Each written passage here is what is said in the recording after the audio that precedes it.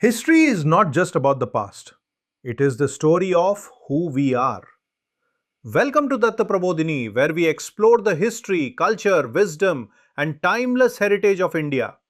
Let's begin. According to Puranic texts, the bloodline of the Bedi surname traces back to Kusa, son of Lord Rama, and heir to the mythic Solar dynasty.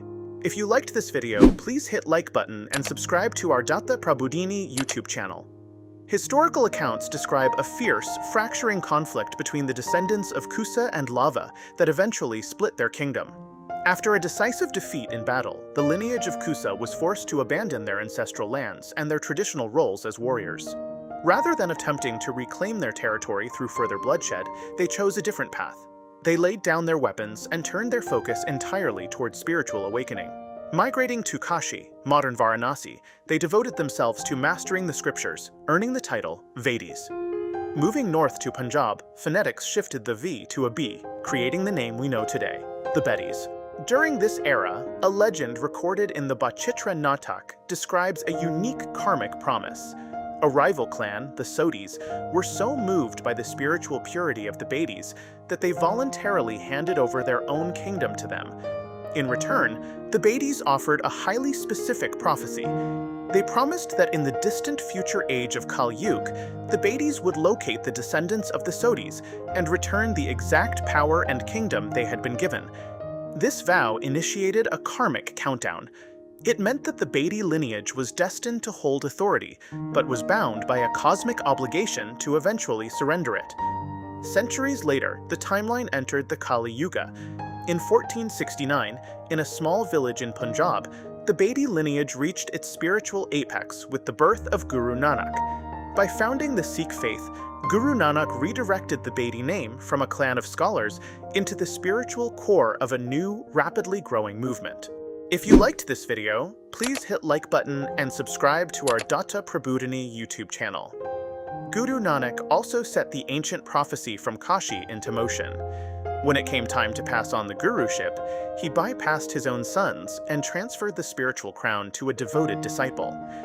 This succession moved through the second and third gurus until it reached the fourth, Guru Ramdas, a Sodhi. By passing the guruship to him, the Bedis finally returned the authority they had received centuries earlier. The Bedis willingly transferred institutional authority out of their own hands. By surrendering the guruship to the Sodhis, they honored their ancient vow and restored the karmic balance. 10 generations after Guru Nanak, the Bedi lineage produced another pivotal figure. Born in 1756, Baba Sahib Singh Bedi stepped into a landscape torn apart by rival chiefs. He operated with a dual nature. He was a deeply serene Brahmgyani saint, but he also leveraged his inherited respect to mediate between bickering military factions, forcing the Sikh missiles toward unity.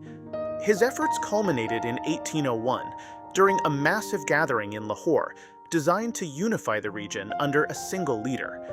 At this gathering, Baba Sahib Singh Bedi applied the sacred saffron paste to the forehead of a young Ranjit Singh, officially crowning him the Maharaja of the new Sikh Empire. Because the Bedi sought no throne for themselves, they gained a rare level of trust from rival factions. This moral standing allowed them to serve as Rajgurus, the kingmakers whose mediation helped maintain the stability of the empire.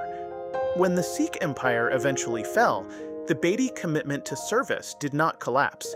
They simply redirected their influence into systemic social reform. In the late 19th century, figures like Baba Khem Singh Bedi became vital architects of the Singh Sabha movement, establishing schools and institutions to protect and preserve the core tenets of the faith. That instinct for trailblazing public service continues in the present day. You see it in figures like Kiran Bedi, who built a highly visible career as a political activist and a pioneering police officer. The ancient Bedi dedication to studying text has evolved into a modern focus on education and charity. Organizations like the Bedi Foundation operate today to provide schooling, community support, and historical preservation. If you liked this video, please hit like button and subscribe to our Dattaprabodhinee YouTube channel.